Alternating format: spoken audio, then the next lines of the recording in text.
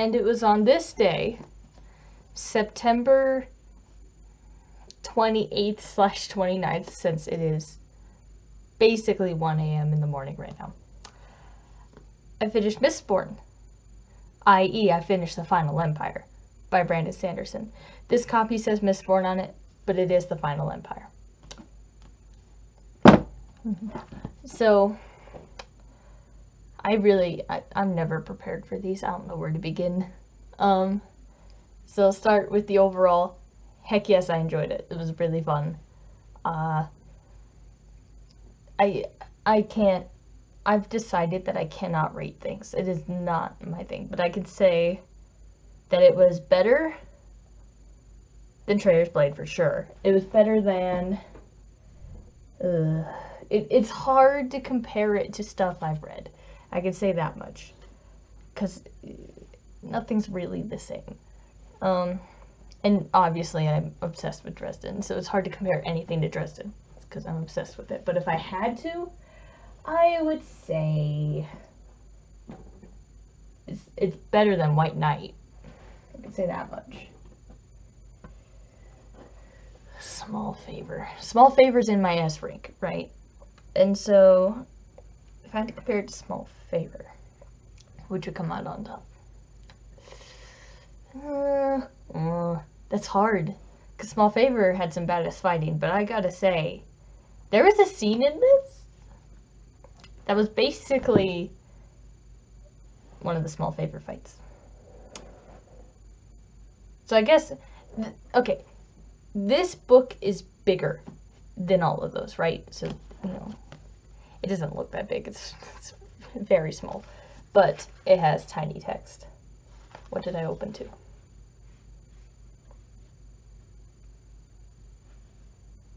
Oh, interesting. I opened to the last page of part 2. Or part 3. I could do parts, totally. I don't have a comparison, but the point is that while I don't really have a rating or anything, I enjoyed the heck out of it. It's longer than most of what I've read in the last year. My throat. That I've completed in the last year, because there's something longer that I haven't finished yet, which we'll talk about that later. Really good. So I'm gonna get this out of the way now. I do think that it was weird, the pacing. I think like the pacing between the parts was maybe a bit weird. The beginning was like learning land. I didn't understand anything happening in the first 2-3 chapters. I think the first one that was like, ooh, okay, I'm getting invested in this world, was either when, spoilers, was either when we first meet Kelsier, well, not when we first meet Kelsier, when Kelsier meets Vin, or when we see the first Inquisitor, which I thought like, ooh, their eyes, their eyes. Maybe Inquisitor is the wrong term, maybe it's Obligator. I don't know, honestly, I've been switching the two terms a lot, so I'm sorry if I mean Obligator by saying Inquisitor. It's one of the two, my bad. But, point is, the beginning, that was kind of when the world building first caught me on. And then, it was very intriguing for a while, with all the plans and stuff happening, right? And it kind of got like, up here, we had like small training fights, and we had Kelsier going out and doing his thing, but it was kind of There's this little dip. I'm not saying that the dip was bad. I'm just saying it is there. And so we learned a lot of information during that. We met Sazed. Okay, I love Sazed. He might be my favorite character. It is kind of close, but I think Sazed is my favorite character. I love him. And it's only the beginning. Supposedly. Because apparently there's a lot of characters I haven't met. And there's a lot of characters I met and then never heard of again. Dun dun dun. That's usually a sign of there being another book. I have confidence in Sanderson not having a plot flaw. Pretty sure he won't do that. So, you know, there's this like kind of dip. It's a lot of information. It's not like it's world building information, but it's a lot of character information, you know? It's where you start developing that relationship with the characters. I just got added. It's where he starts developing that relationship with the characters, but he's also still doing the world building, so it created this weird mixture. And then the plans continue, and Vin goes and gets specific training, which I was all for the specific training. Honestly, not to like offend Kelsier, but honestly, I thought the specific training was more interesting than the Kelsier training. And I know that's probably an unpopular opinion, but I was very interested in, you know, pewter and I'm already struggling. Is it tin? Copper, bronze. Is it tin? I think it's tin. I was intrigued by all the other ones. So, it was very quick. I have a freaking manual in the back of this book. I might as well use it. Yeah, tin, pewter, technically brass and zinc, not bronze. I don't know why I said bronze. And copper. Zinc and brass. She technically didn't get trained in copper, but you know, point. So yeah, we got the balls. Okay, so my opinion of the balls went like this. And then it had this like weird thing at the end. So I thought the balls were fun. I thought they were a very interesting way to be introduced into the world and to meet the nobility and to give that perspective of nobility. And at first, this is my only problem with the balls, and it is entirely a me thing. I know it is. At first, I was like, ooh, Ellen. Before we knew his adventure. Before we knew he was an important figure, when he just had books and was sitting at the table. I was like, interesting, new guy. I'm intrigued. And then, of course, Vid goes back. Kelsier's like, hello, this is a famous person. And then I was like, interesting, learn more. And, of course, teens. Okay, now let me clarify that. I happen to be a girl. And I happen to be Vin's exact age. And Vin happens to be a girl that is my exact age. And so I was like, oh no, she's gonna do the romance thing. And, okay. I think I didn't want her to do it just because she was a girl my age and I was trying to relate to her too much. And so I was like, don't stop it. Stop it with the Ellen. And of course, the balls mean Ellen. So for a while, I was like, oh my gosh, this ball is just all Ellen. But at the same time, they were also interesting because it's where we learned information, and of course, it's where we developed the relations with Ellen, which made far more sense to the second half. I think the first half, sounded very unreasonable of Vin. Vin was kind of being rather foolish, which I guess, you know, you don't do the smartest things for love, whatever. Beside the point, I thought that Vin was being foolish, and I didn't want her to be foolish. And that's part of why I criticized Ellen and therefore the balls. But in terms of how they're written, it was interesting. I think having a lot of balls in a row did kind of slow me down a bit, but that's fine. You're gonna hit slow sections in books sometimes. It happens. It definitely slowed down a little bit, and I wasn't all that interested, weirdly enough. Usually I actually really like this, in how the environment in the nobility places looked. So when it's like, there was all these glass colors, there were all these stained glass panes with different colors and all these pillars and stuff, and it was the most beautiful room I'd been in. I wasn't all that intrigued by that stuff. Usually I actually like that when they describe the room and stuff. But the only room that actually like stuck with my brain, other than like the pyramid, which I don't even know how to begin imagining that pyramid, because it was like half described, but it was like not enough for me to get it, but it was like close. But then I think I did it wrong, because later when he re-described it, it didn't fit what I imagined. I was trying to imagine things, and sometimes it doesn't go over well. The room that I was like, oh, heck yes, was, of course, the Lord Ruler's room. Well, I guess there was two rooms, his chamber room and the throne room. Both of those were pretty cool.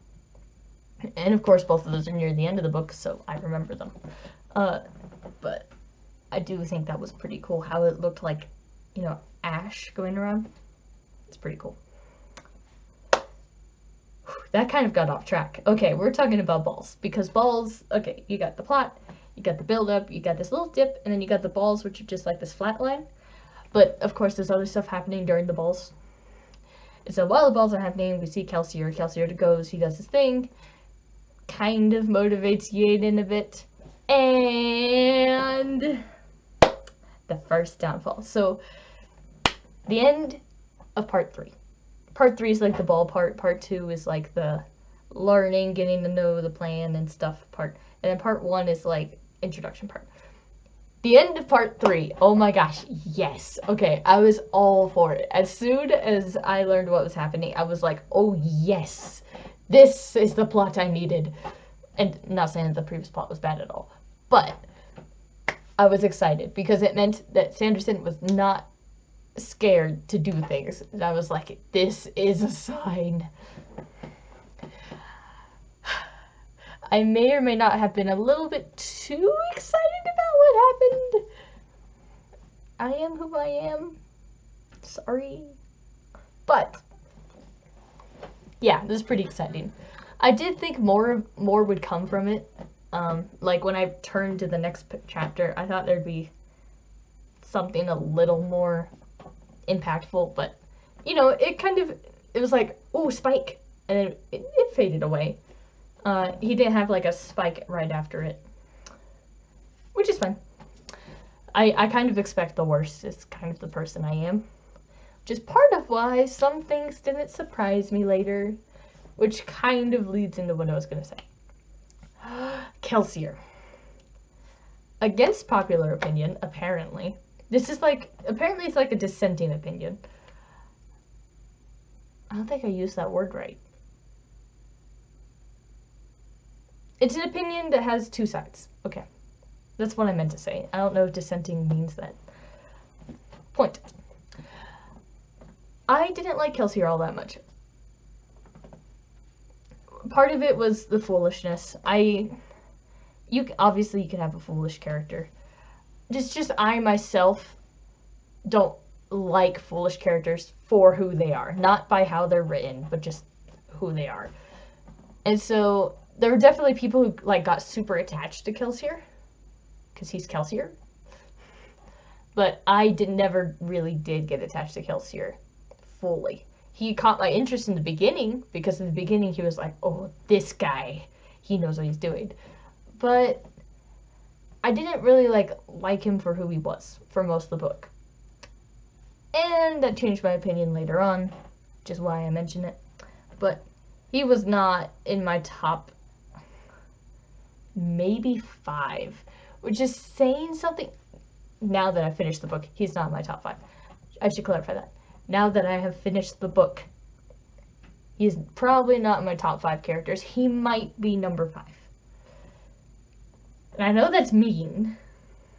Okay, that is a bit mean. That's what I thought. I didn't really support what he did for almost the entire book. Sorry. And so I never grew like all that attached to him. Most of the time I was like, Kelsier, okay. you may be brilliant, but I don't like how you're brilliant, kind of thing. And so, you know, Keltier's like bounce back from the end of part 3 made me go, And so it set me on this like uneven pattern, and then the executions happened. Those executions definitely brought out something, and I was very glad they happened. That was when I was like, oh, okay, there's some plot developing here. Foreshadow. There was a foreshadow there. It was great. But, of course, executions happened, you know all that. Ellen was there. Vin was Ellening a lot. I'm going to talk about that a lot, believe me. And then, of course, Vin goes back to the vaults. And, you know, they have their thing. Ellen does a very forward move. I remember the very forward move because I was like, whoa, that was forward. And, of course, Vin says no. Which I may or may not have been like, oh, good girl. Just maybe. Again, that is entirely a biased thing. But he was very forward. And then they had this discussion that was like, I'm not who you think I am. You need to leave the city. I'm not who you think I am. You need to leave the city. And I thought that was interesting. And I think that definitely saved the forwardness. The forwardness threw me off track. But again, entirely because of bias. Clarify. Oh my gosh, help my brain. But things, yes. Wow. I was going to repeat whatever I said in the previous sentence. I just forgot what I was saying in the previous sentence. That kind of argument they had, it wasn't an argument, but it felt like a character transition, and I kind of acknowledged that kind of transition and was like excited to see what came of it. And then we went in Ellen's perspective, which I thought was interesting, and of course made me like Ellen. Grrr! You don't like someone most of the book, and then you get in their perspective, and it's just like, this is my problem with third-person books. I don't read a lot of third-person books, if you didn't know. Which isn't on purpose at all. I usually don't even know what perspective the books will be until I read the first page. Which is true for this book. I was not aware it'd be third person. But anyway, we get Ellen's perspective, and I liked it, and it sounded very intriguing. I wish I got to know more, but we didn't, which is a shame. But Ellen becomes suspicious, and that's when I was like, okay, time to predict the plot. Now, there's two things about me predicting plots. One, sometimes it lessens the impact of things if I guess right. But two, it's fun. I find enjoyment in doing it, even if I technically shouldn't, because it can lessen impacts if I'm right. So I had fun, like, predicting what was going to happen. I made my predictions on the epitaphs early on, but I started getting more specific. I was like, you know what? I think the epitaphs are from the Lord Ruler, but I don't think it's the same Lord Ruler. I was so close on that theory. Part of me wishes I actually was closer, but no, I wasn't. I could have had an idea there, but I didn't get it. But that's fine, because it's not like I'm going to predict everything. Goodness gracious, no. But I predict some things. And so when the second executions arrived after, you know, this character is dead. This character is in rage. That was interesting. When this character was dead, I felt like it was out of nowhere, obviously, which was the point. It was supposed to be out of nowhere. And I had that lurking doubt. It's like, okay, all of the obligators, inquisitors, whichever the term is, kind of look the same. And I had that thought. I was like, is there a way to know it's Marsh? I mean, you guys said it's a broken body.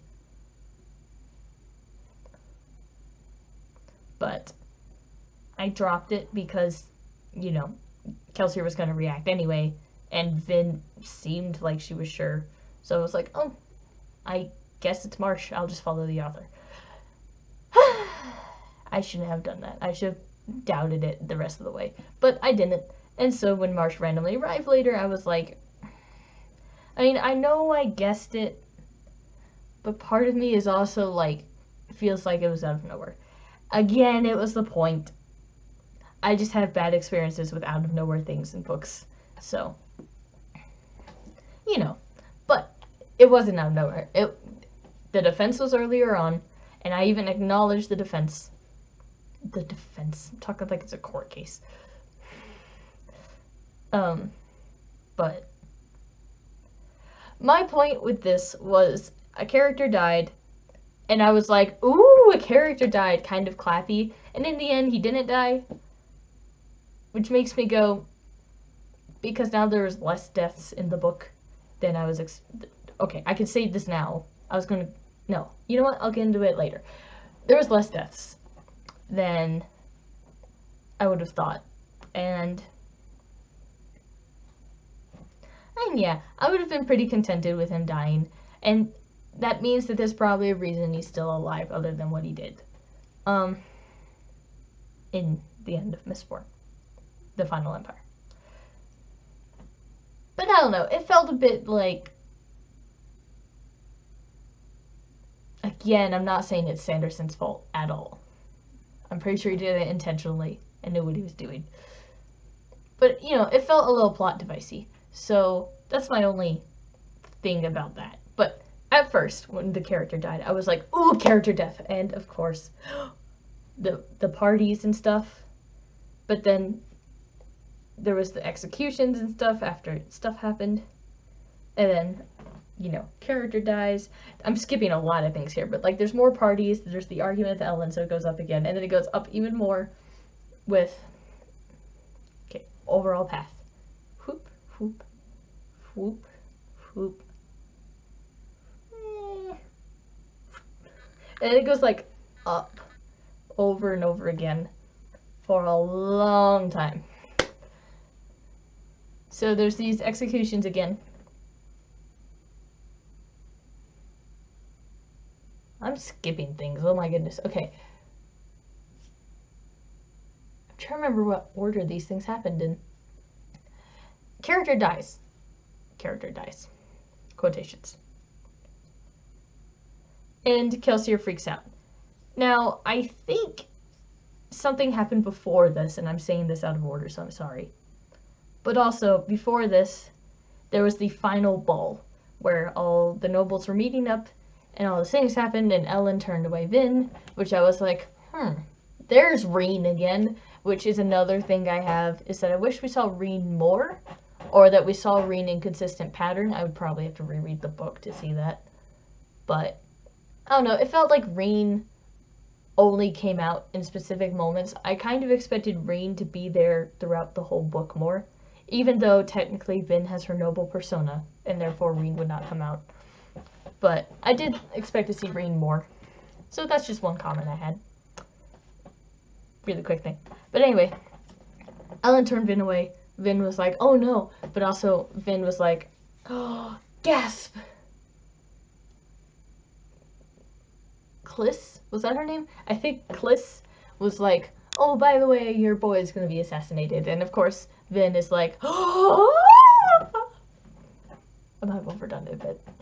And went to save Ellen. And also revealed that she had allomancy, which I was like, oh my gosh, she revealed she had allomancy, which in the end didn't matter. But at the time, that was intense. And I think Sanderson's good at that. He's good at things that were intense at the moment and that in the end didn't matter. No, but it was still intense at the moment, and that's what matters. So, the irony of what I just said. That entire sequence with the assassination, that was good shit. And when Vin killed her first person, which I guess there's no way that we know it's the first person Vin killed. Honestly, I doubt it's the first person Vin killed. But the first time we saw Vin do an epic fight and kill someone in the book, I was all for it. I was like, yes, Vin, yes. And then Vin didn't reveal stuff to Kelsier and crew, which I was like, no. But then, you know, Kelsier and crew had a fun moment. Oh my gosh, there's funny moments. We'll get to that soon. So anyway, there's this entire assassin sequence, which is pretty damn awesome, and I loved it. And then there's like this interesting bit where we learned about maps and stuff. I was like, oh, look at this. This is smart. You know, I had that development. It had everything. It was good. I liked how it was going. It explained things, and I like when things are explained. And so that happened, and then the death, and then Kelsier raged, and then executions, and then, of course, the entire Sanderlanche, to quote people. Which, now that I look back at it, was pretty awesome. As I was reading it, I did a lot of... Oh, that's cool. It's who I am, I'm sorry. But looking back on it, it was pretty damn awesome. So, Sanderlanche, of course, starts with an Inquisitor? Obligator. Whichever the two it is, I don't honestly know. Dying. Which I was not expecting. That fight was bad. It was a pretty awesome fight. That was pretty insane. It was pretty on par with some fights I've seen. And I thought I saw epic fights before. But in my defense, I don't need to defend at all. But of the books I've read in the past, most of them are mystery, historical fiction, and urban fantasy, which doesn't allow for fantasy. So, you know, urban fantasy is limited by so much. Most of the time. I haven't read an urban fantasy book that can go this far with fights and have it be fitting to urban fantasy. Yeah, this could get pretty badass pretty quick with the magic system. And so that fight was awesome and I loved it. That was great. And then the Lord Ruler arrived. And you know what? This goes back to all those things. I didn't like Kelsier for most of the book. As in, I didn't think he was like the best person. I didn't grow attached to him. I like to theorize ahead of time. And even though it's a bad thing and it can lessen the impact of things, I like to theorize. And then the third thing is that there were a lot of foreshadows, I think. I think there were foreshadows. It's possible they weren't and that I was seeing them as foreshadows. But to me, there was a lot of foreshadows. And those three things added up to Kelsier will die. And as soon as that other execution started, I was like, this is where Kelsier's gonna die. There's a caveat. I thought Kelsier would die. Spoiler alert, Kelsier dies. Frank.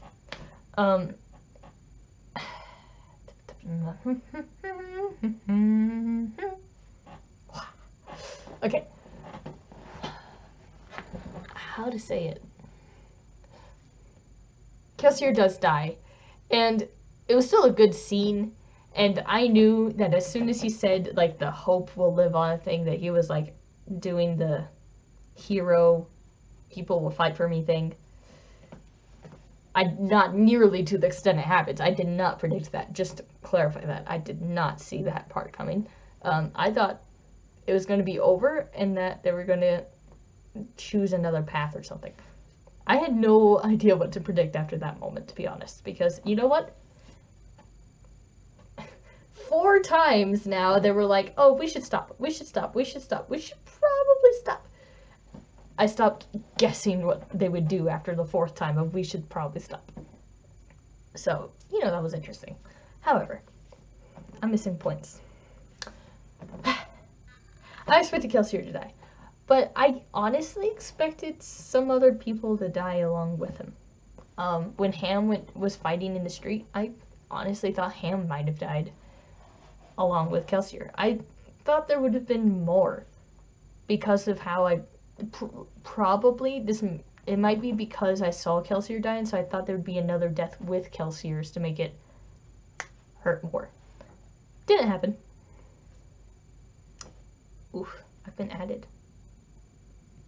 Why? Okay, I'll look in a second. My neck. But only Kelsier died. Well, and a frick ton of Ska.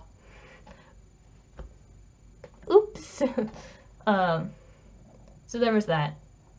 And, you know, from there, just, I don't even know how to begin after that. I couldn't predict after that. I don't even know how to begin after that. Kelsier died. I expected it, but it was still a good scene, obviously. Duh. And after such a badass fight, I mean, come on. And then a series of things happens. Turns out Kelsier had this grander plan this whole time that we knew about. And all these people had roles, and that they were going to make the new government, etc. And then Kandra, we've kind of figured out what a Kandra officially was. I had no guess. I just went with the casual shapeshifter because, you know what, that is the easiest way to explain things in my brain.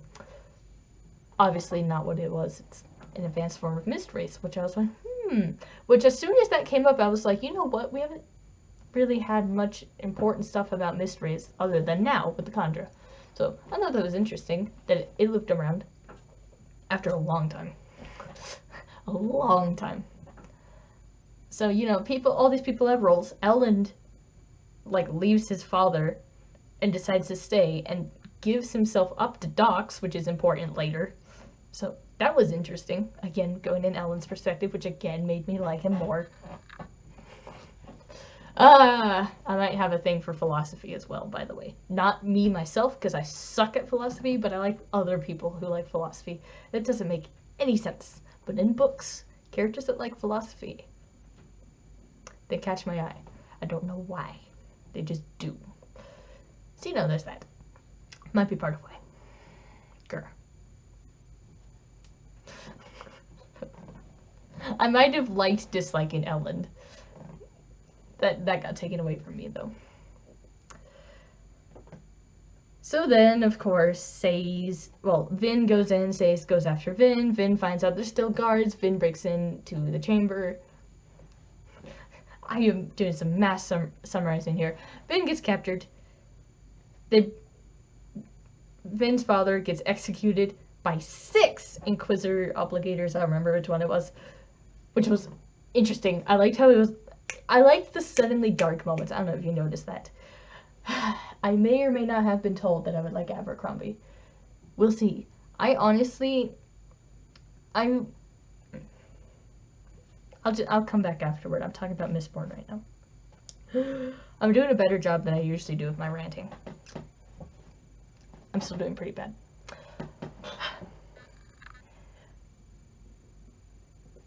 Dark moment where Vin's dad gets like not even executed. It's just ravaged. Ravengers, Firefly. It's I mean, not that bad, but you know. It was pretty gruesome to an extent. So there's that. Lord Ruler was like, be gone. And then Vin got put back in her cell. And then Sazed turned out was there. And Sazed was going to get tortured, but of course Sazed. Okay, pause. When I read that Sazed was put in there, I closed the book and I was like, oh no. Sazed. Because Sazed is my favorite character. And so when Sazed came in, I thought they would kill Sazed. I was blind. I did not actually think. I just ended my recording by accident. What I was saying was, when they pulled Sazed in that cell, I didn't think about it. I didn't like think it through. I immediately was like, oh my god, they're gonna kill Sazed, they're gonna kill Sazed, they're gonna kill Sazed. Which is a sign that I was attached to Sazed. He didn't die. Thank goodness, because I think if he did die, I might have actually freaked out. He's the one character that I was like, don't kill him. I obviously want to see more of the other characters. I especially want to see more Breeze. I know I want to see more Breeze. I want to see more Docs. I want to see more both of them. But Sazed is my favorite character, so I was like, oh my gosh, if they kill Sazed. They did it, but it would have been a thing if he did die. I might have freaked out or something. Who knows? Who knows? References nobody will get. So, yeah, turns out Sazed learned a lesson from what Vin did, which again is connecting that, was it Chekhov's gun or whatever? I don't care about the terminology. I just care that, hey, this fact wasn't pointless. He linked it together and it worked, and it was awesome. I like it when authors do that a lot. It's one of my favorite things about reading, is when it's like, they said that in this book, or foreshadows. I also like foreshadows. Point being, Sazed became Hendrix. I need to stop. I need to stop. Okay, Sazed became a bulldozer.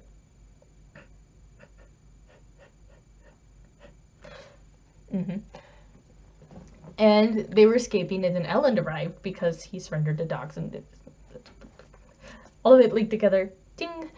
Vin ended up saving Ellen. Vin was like, I'm going to fight the First Lord, and then she tried to use the 11th metal, even though she knew what it did, and she thought she could interact with the 11th metal.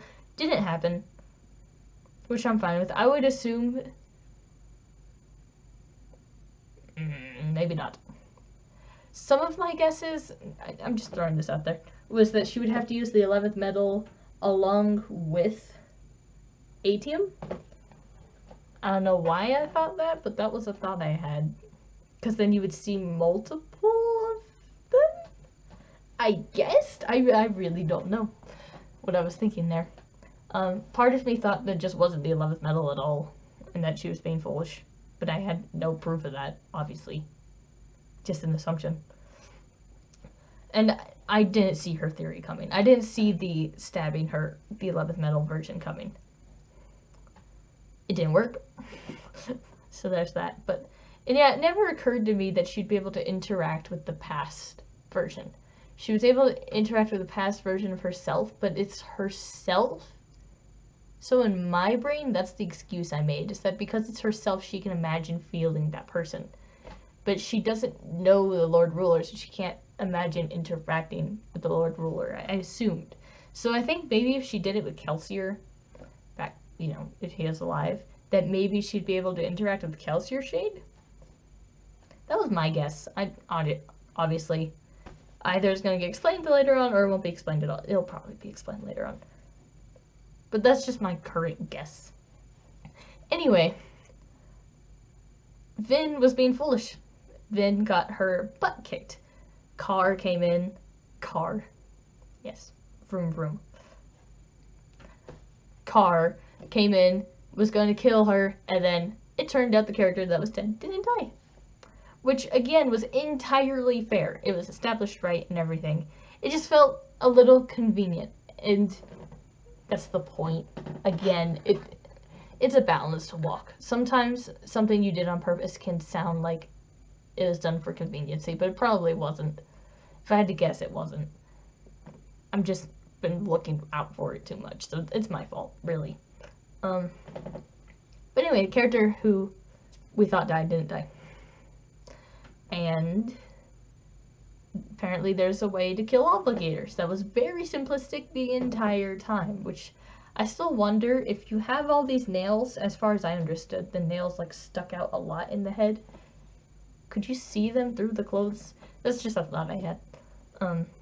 I assume maybe they're just long enough, but it was enough for him to pull it out. I don't know. I just made an assumption that would you be able to see the nails through the clothes? It was an interesting thought I had. So Lord Ruler had a lot of nails in him. That was interesting. Did not see that coming. So, you know, there was all that. And then that wasn't enough. And ta-da! Vin uses the 11th metal to be like, you're not the guy in the logs. And she was right.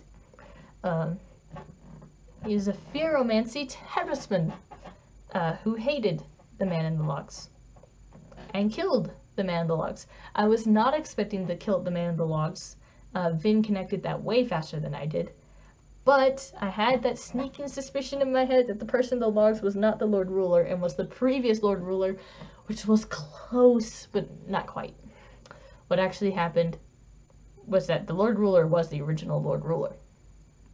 He killed the other guy before he could become the Lord Ruler and kept the notebook. So I was on the right path, but I never got to it, which, again, is fine. But I was like, ooh, okay, I like that. That's also another good, that's like a far better way to do it than what I thought. More specific, and it's just overall better. And so you can see why he was being such a strict person. There we go. This summarizing is getting taxing. I'm at the end, though. So she's like, oh, Fearomancy. Maybe he has very important parts on his body. So she looks, and there were the copper things. And so she ripped off the copper bands. Were they copper? I don't remember they're copper. He had these, like, bands on his arms, as I understood it. I might have misread it. I don't know.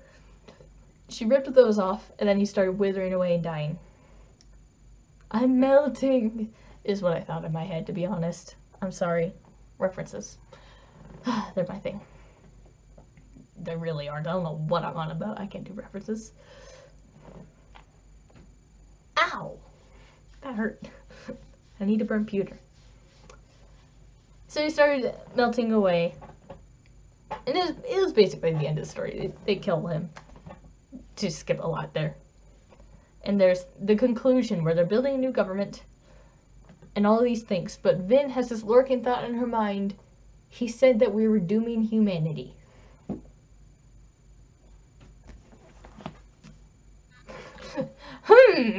I wonder why it's called Well of Ascension. Obviously something happened in that well. So you know what?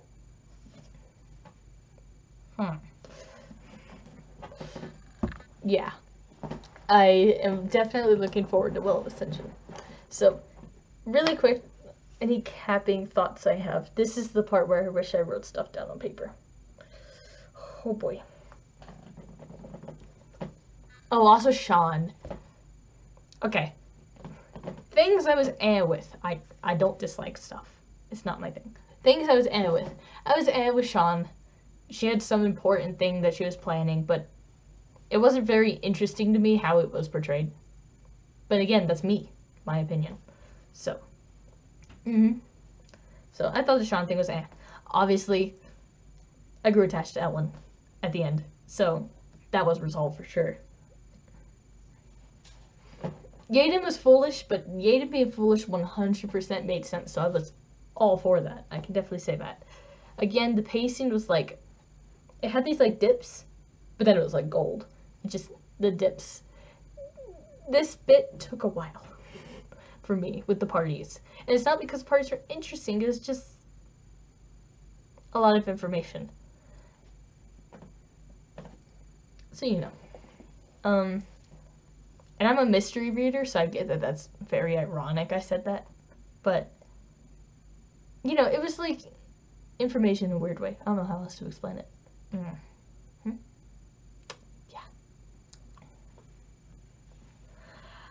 Now, another thing is that I wish there was more. The irony. I read a long book, and I wish there was more. No, there's a map in the beginning of the book. We didn't see a lot of the world, and I don't think we actually learned a lot about the world at all, even with, you know, why does my nose always get itchy during these videos? Okay. Even with Say's, like, giving us, like, the history of mankind on the Mistborn world planet thing, I really felt like we knew nothing of the state. Like, we were in the capital, basically, of the entire country. These are all the wrong words. But looking at how many other cities there are and how many other systems there are, and there's, like, these canals and stuff, I felt like there's just so much we didn't see.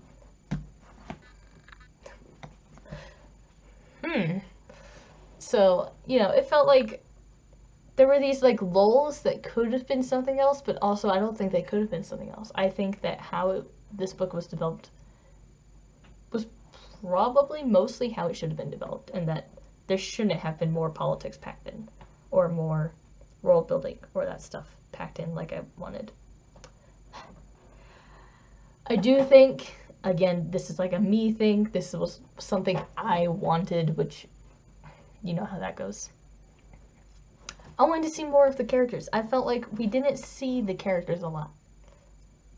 You know, I felt like Breeze was just a breeze sometimes. He just was there and then he was kind of gone for most of the book. And then he was there again and then he was kind of gone for most of the book. And so I would have liked a little bit more consistency. You know, there, again, that like party section, it was mostly parties. And we didn't see other characters for a long time, which might have been part of why it slowed down for me. So, you know, that's a thing, but I'm sure we'll see the characters more in the future. I'm pretty sure. And I'll actually be able to, like, say that I'm attached to a character without feeling like I'm being unreasonable.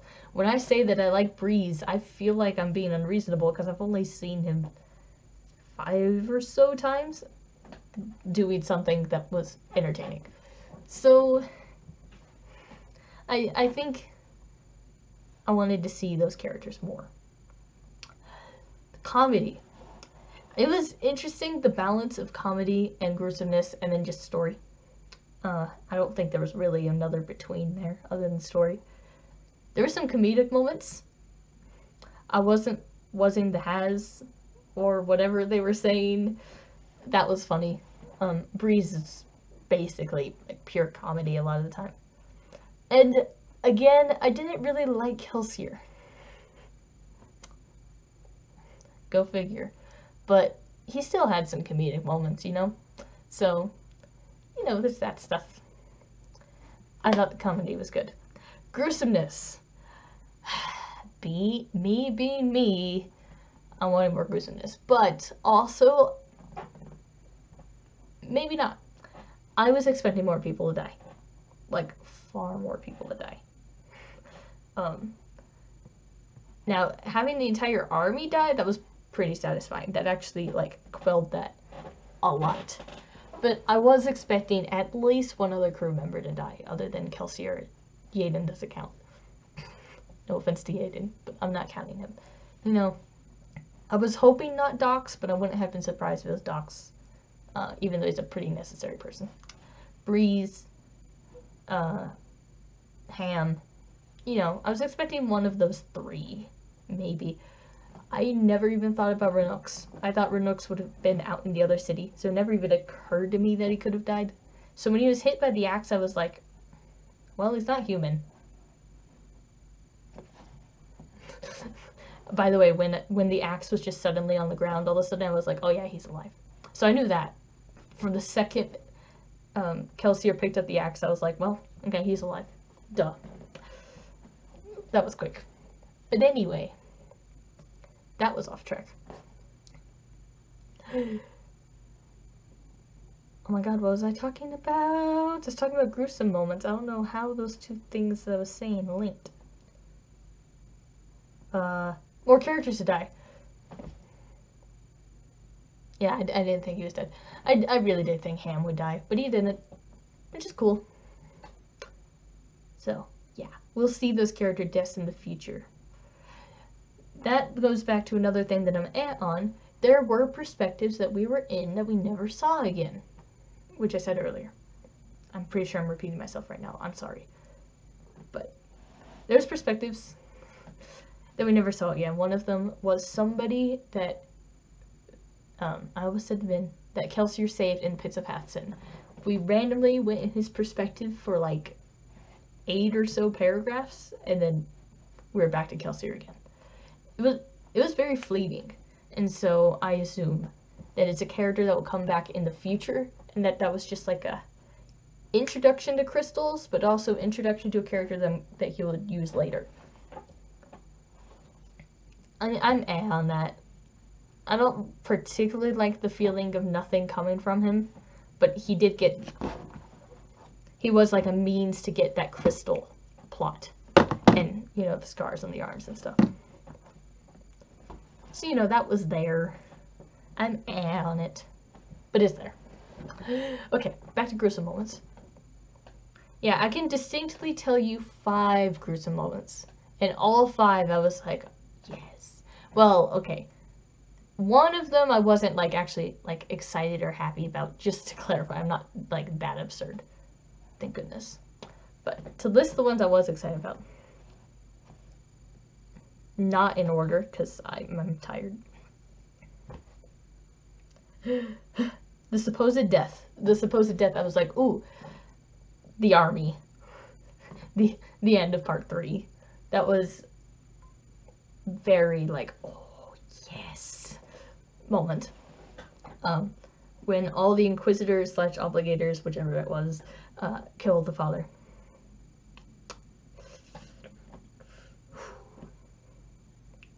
Ooh, what was this one?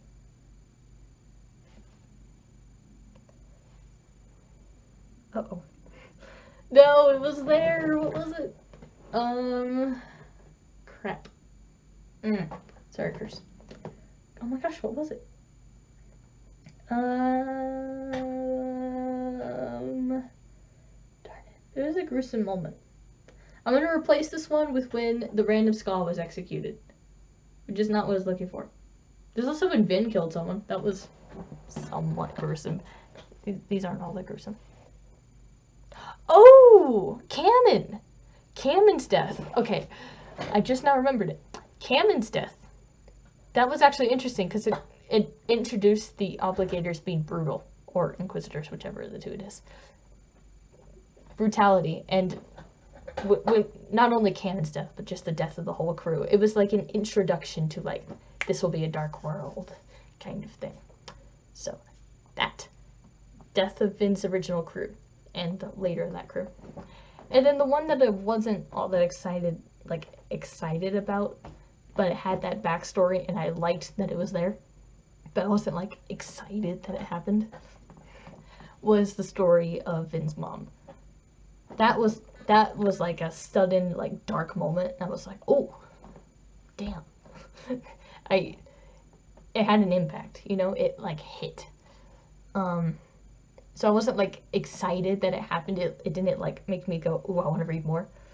But it was like that's a nice thing to know about Vin, and that says a lot, kind of thing. So, I like that was there. So those are 5 moments. There's more. You know, there's death and stuff. But those are the 5 that come to mind. Could there have been more? Maybe. Should there have been more? I don't know. I'm not a writer. But they stuck out to me. I mean, I forgot the canon one for a second because it's already the beginning of the book and I have a lot on my mind right now. But I was happy about it. And I still think that there were some, like, flat sections, but they were still good. So, yeah, there's that. Is that everything? I probably had one more thing.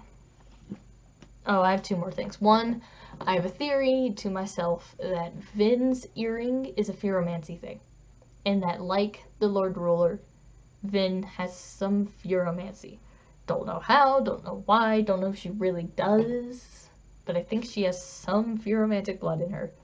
Don't know how, don't know why, but I think she does. It's just a theory I have. There's no support behind it, really. I just think that that's what she has. Okay, so that was my first thing. And my second thing...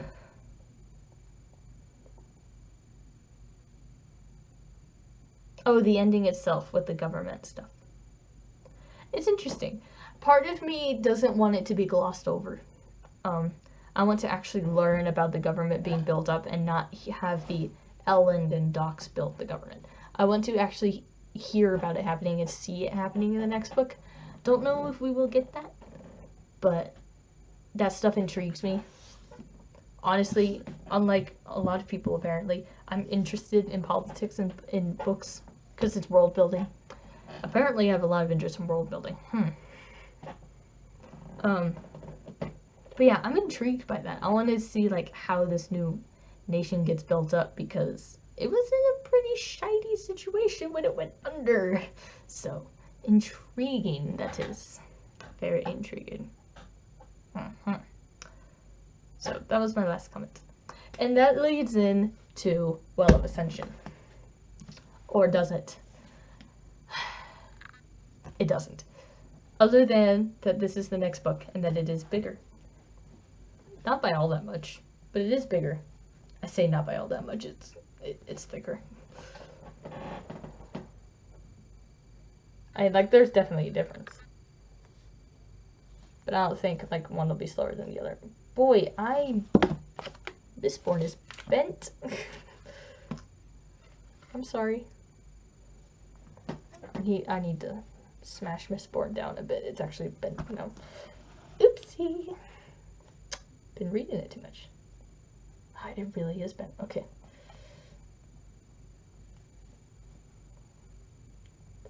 That's better. Yeah, there's definitely a thickness difference between the two. Anyway, Well of Ascension will be next, but it's not the next book I'm reading. Gasp. The next book I'm reading, which is not the next book I'm reading. Like, I'm not going to be finishing the book. It is the book that is the longest book I've ever read. Textbooks don't count. Honestly, I wonder how it sizes compared to some of the real textbooks I've actually read. I think that this is longer than any textbook I've actually fully read. Pictures and all. We're back to the Journeyer again. The Journeyer. And I'll be honest, I am a little excited to go back to Journeyer. Obviously, I'm very hyped for Mistborn. Like, obviously. Very hyped for Mistborn. But I'll be honest, I miss Marco Polo a bit. Weirdly enough, I think this is one of those books that obviously has world building. It's historical fiction. Just part of what historical fiction is world building or character building. I'm very excited to get more into the Mediterranean lands and learn more Farsi and get that plot development. Because you know what? Things happened last time I read this book. The main character killed someone. Marco Polo is the main character. Marco killed someone. It was interesting. Which is obviously not surprising in the grand scheme of things. He's Marco Polo. But how this book is written is very interesting. So, I'm 2 chapters in, which means I'm kind of getting into the more important part of Marco Polo's life. Not saying that there's an important part of Marco Polo's life, but there's less teenagerness and more adventureness. And so, I've been looking forward to getting into the true adventure and actually, like, getting to dig deeper into all these new cultures. So, if you haven't heard about Journeyer, in the case I ever publish this, The Journeyer is a massive book. If I had to put like an estimate for how many words it is, I'm gonna say 475,000. Not 500,000. But it's over 450 at the very least. So it'll be the biggest book I've ever read. I'm only 2 chapters in. Now, 2 chapters is that far. Believe you me, 2 chapters is far. Okay. The chapters are basically like Mistborn parts. They are whole parts. And the parts, the chapters, are named after the main location of it. It doesn't mean that they're at that location the whole time, but it's like the main general location of where they're exploring or adventuring. Or their destination that they reach during that chapter. So, the first chapter is Venice, which is where Marco Polo's from, so go figure. The second chapter is the Levant, which is where you get away from Venice, but you're slowly leading into the adventure, kind of. And then finally, the third chapter is Baghdad.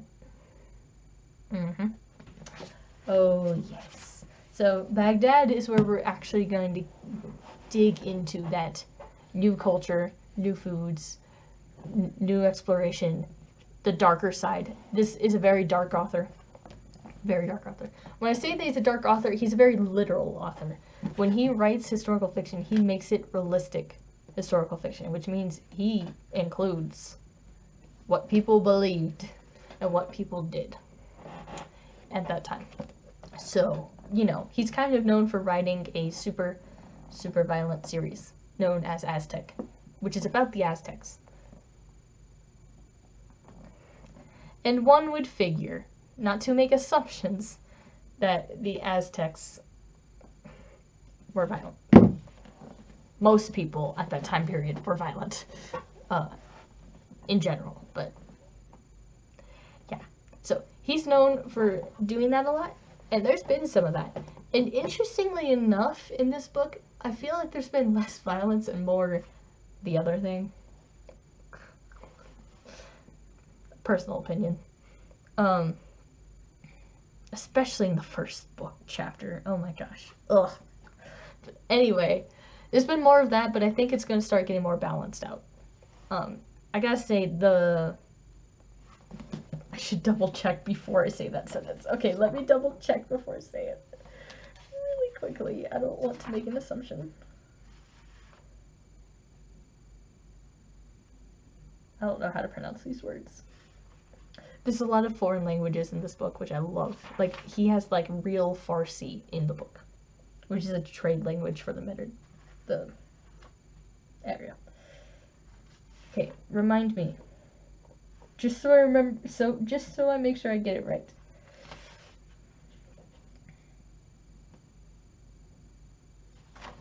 I don't want to get it wrong.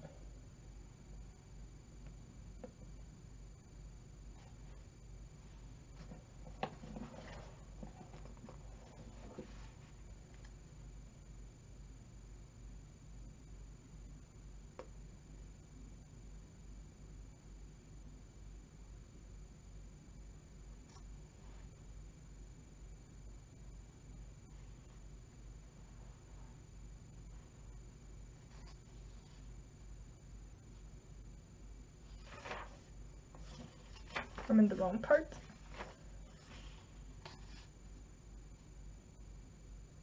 I do not know how to pronounce these words.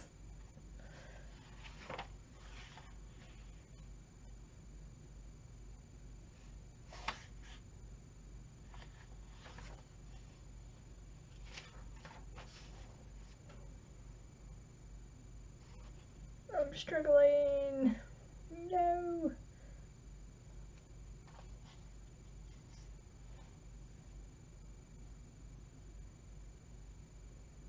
Okay.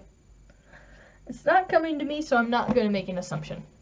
I had a name I was going to say, but I'm not going to say the name in case I'm wrong, because I don't want to portray an assumption without people understanding the context of this book, which, you know, is in the, 1400s? So, know that ahead of time. There's a group of kids, they were older kids, that were of a particular race / religion / culture / origin. I don't know which of those it is. Clarify. And what they did is that they trapped people in these, they gave people these like slimy dates covered in oil, and then they would trap people in these barrels, and they wouldn't be able to escape because of like how the oil with the date made them drowsy, and they would just soak corpses, soak people in this date mix until their body got all like bendy, and they would die like that in like a few days. Like, it was very interesting. So Marco, of course, was like friends with a bunch of these boys, and you know, they tried to like do things with Marco. Marco was like, no, I don't believe in that, which was Something I never thought I would ever read. I know that this sounds like a lot of gibberish, but that was something I never thought I'd read. It was interesting. And I'm sure there's going to be more stuff like that, but we'll see as we go. Oh boy. Never thought I'd read that. But point is, after Marco was kind of sort of with them, they were like, we're going to try and give him dates and put him in a date thing. And luckily he was saved by someone. Conveniently, if you ask me. Makes me suspicious. But yeah, that date thing, I don't think I could eat dates again for a while. I don't think I could eat dates. It's gross. Ugh. This is one of those books that's going to be giving me shivers constantly. I don't know why I said any of this. I think the point was that, like, things like that have been happening, and so there's these developments occurring, both in culture and in understanding, and just in story, in interest. And so I'm excited to look and see what is in Baghdad. So, I got way off track again. Okay. Help me. Baghdad is math, help me. 142.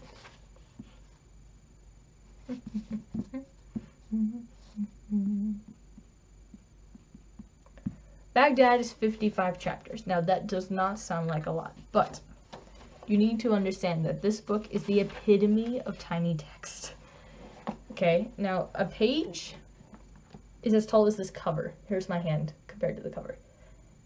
This is a big book, alright? It's bigger than my face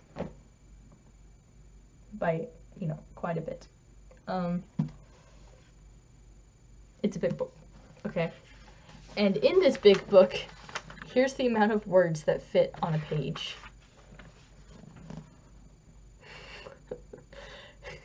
It's a lot of text. So 55 pages. There's about, 400 pages? Or words per page on average? Maybe 300. There's an absurd amount of words per page actually counted on average. And then there's 800 pages in the book. 55 pages is a lot. Believe you me. And I think the previous chapter was shorter. And the previous chapter took me a while. So, we'll see how long Baghdad takes me. I'm excited to read it though, and I'm excited to be back in historical fiction. I do really like historical fiction. My favorites before fantasy came around were mystery and historical fiction. First it was mystery. Well, that's arguable. I think I read historical fiction first, but I loved mystery. And I only read, like, good historical fiction books, but I wasn't, like, loving the genre at the time. But anyway, I'm excited to get back in historical fiction. Not anything against fantasy, but I'm only beginning in fantasy, which is a little daunting.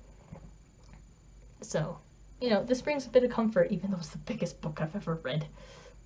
Or going to read. But yeah, Baghdad will be next.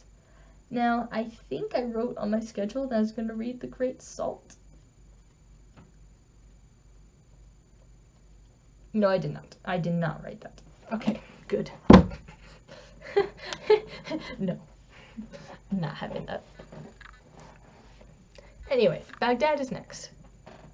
And because I'm going back to it, hopefully it wouldn't take me that long. But that is the next thing I'm reading. I was going to start it tonight, but it is kind of late in the morning now, and I have work tomorrow. Oh, yawn. Out of nowhere. But after Baghdad, I have good news. It's Well of Ascension. Thank goodness. So this might actually be motivation to hurry through Baghdad, which I know is a horrible way to read, but just saying, it really could be a way to go through it. So, I am excited for this, and I will say the cover intrigues me. The cover to this book made no sense to me. I was like, mist? I don't see no mists. I don't know, very short-sighted of me. Very short-sighted of me. But this is a very fitting cover, which makes me wonder, is this cover fitting? This is my favorite cover of the three. Obviously, I haven't read Hero of Ages, so I don't know how significant a sword is, but, you know, this cover looks mighty interesting to me, if you ask me. That looks like something is happening.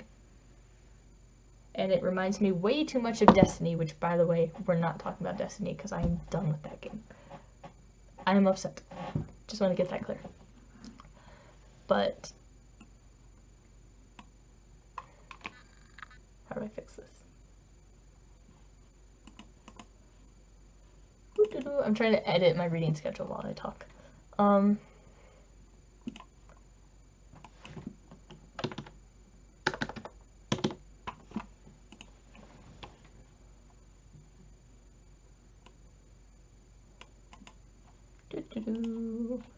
Yes. Well of Ascension would be next. And then, in the curiosity of people, what is after Well of Ascension? Dun dun dun. Well of Ascension. Aren't I funny? Wow. That was actually kind of pathetic. Okay. I would probably go back to Journeyer after Well of Ascension. And then I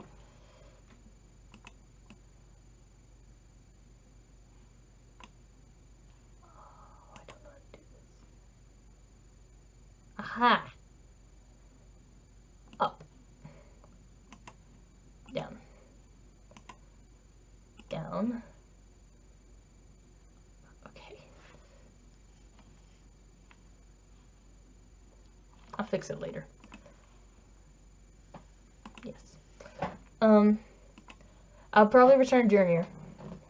And then I'll probably read The Great Salt. I might read The Great Salt and Balk. If I read, it might be Balk and The Roof of the World together. Probably. But I will probably be reading The Great Salt after Well of Ascension. And then there's the debate. Okay, I have some things that are problems. One, I have a book I'm supposed to read from my sister. It is YA, which is my concern. I am not the biggest fan of YA nowadays. So we'll see. It's sci-fi, according to her. Part of me doubts it. It's not like realistic science fiction. It is like absurd science fiction. It looks like a big book, but it's going to be large text, and it's YA, so it should fly by. So I might just read that off to the side. I'm going to reading The Stranger for school, so there's also that to consider. I will be reading another book on top of whatever books I'm reading. So there's that too, because of school. And I don't know if I'll go straight on to Hero of Ages, which is a thing. I probably will, which will kind of be breaking another promise I made, but I might go straight on to Hero of Ages and read Furies of Calderon next, after the next Journeyer story. The next Journeyer chapter. But I did say that I would start Furies of Calderon as soon as I could, and I am very excited to start Furies of Calderon because, you know what, I read the first 2 chapters and I haven't gotten back to it since then. That's what I get for reading the first 2 chapters. I shouldn't have. There was a sample at the library and I asked for the sample and my loan never came in, so I gave up on the loan and then I bought the book, but then it was already too late. And I'm really excited for Furies of Calderon. So I want to read that after Mistborn. Problem is, December starts like the day after tomorrow. And December isn't that long a month. You know, it's a month. I don't know if I'm going to be able to get to Codex Alera before Malazan starts. Oh boy. I don't know if I'll finish Mistborn before Malazan starts. Whew, we have problems. Okay. So here's the thing about Malazan. It's gonna be a big, thick fantasy series. Like next level big, thick fantasy. Obviously I have problems with that. I might wear out of fantasy. I'm just beginning fantasy, so I'm worried that by joining Malazan as a beginner, I will feel drowned pretty quick. I don't know if that will actually be true. So I have a bunch of palate cleansers planned. But I'm wondering if Journeyer could be a palate cleanser. The problem with Journeyer being a palate cleanser is that Journeyer's a heavy read. It's a big book with a lot of facts and a lot of foreign languages and foreign cultures that you have to pay attention to. A lot of them. Because that's what the book's about. I love it. Really, I do. But I don't think it would serve as palate cleanser, even though it's a different genre.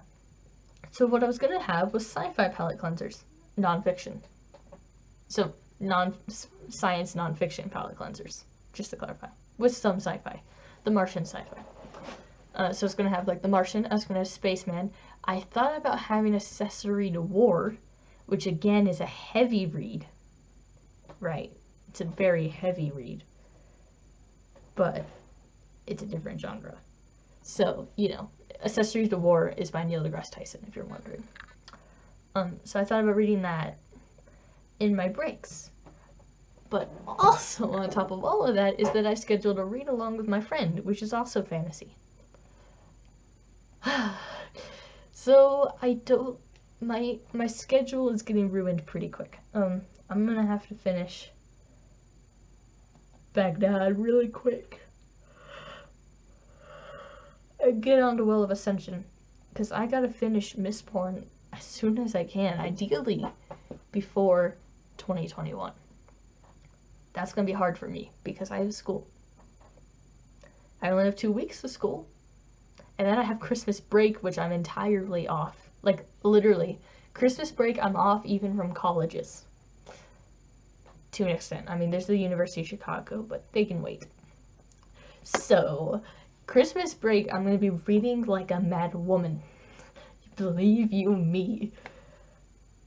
So we'll see what happens during Christmas break. But I'm thinking about not reading a Journeyer chapter after Well of Ascension. And just going straight on to Hero of Ages, which goes against what I said earlier, just to clarify. But straight on to Hero of Ages or whatever I read next. Because then Journeyer could be palate cleanser, but it's also a very heavy palate cleanser. I'm going to be talking to people about this for the next few days. So the point is that I will read Baghdad next, and then I will read Well of Ascension after Baghdad. That will be my order. So yes. After that, we'll see. And also The Stranger, which I never did a review of Frankenstein, I don't think. I don't know. I'm not going to talk about school classics a lot. Because I sadly feel like the annotating and the analysis and the debates and all that take away from the books. Like, I would love to have given a rant on Brave New World when I finished the book. But because the entire book, I was, like, analyzing how the author portrayed things and all that, I feel like the experience is kind of ruined, and I don't feel like ranting about the book. Same with Frankenstein. Likely will be the same with Stranger. So, it's a shame, but it's a fact. So, anyway, Baghdad and Stranger. That's my future. I will be going to Barnes & Noble tomorrow. We'll see what book I buy. I will probably buy the third book to Malazan. If it's cheap, then I may get Wrath to go in beside Ruin. And I will once again be low on shelf space. So, yay! I might actually start vertically stacking books. Hope people don't get annoyed by that. But yeah, that's basically most of my plans. Okay. I finished Mistborn. is pretty good. I'm excited. I might, over the course of the next few days, like open the book to specific scenes. There are some scenes I want to look back at, but I also might force myself to wait. So there's that too. My sister is at the blue bookmark, by the way, if you're wondering. She picked it up on a whim. She was like, "You're reading it. I'm gonna read it for a bit." And I think it was just because she was bored because she was waiting on me, but she read the first chapter and she kept reading. The life of a reader. But she hasn't picked up from that bookmark in a while. So, yeah, the more I persuade her, the more she's going to want to not read it. So, we'll see if she ever reads it. And I might convince my friend to read it after we do our read-along for Graded Coats, which will be during Malazan. So, again, we'll see how all that goes. Okay. It's 2:14 in the morning. Believe it or not, that's better sleep than I'll have gotten for most of the week, but I would like to be awake by 9 a.m. So, bye-bye. Get my mist cloak. Go sleep in it. I love Vin, by the way. Love it.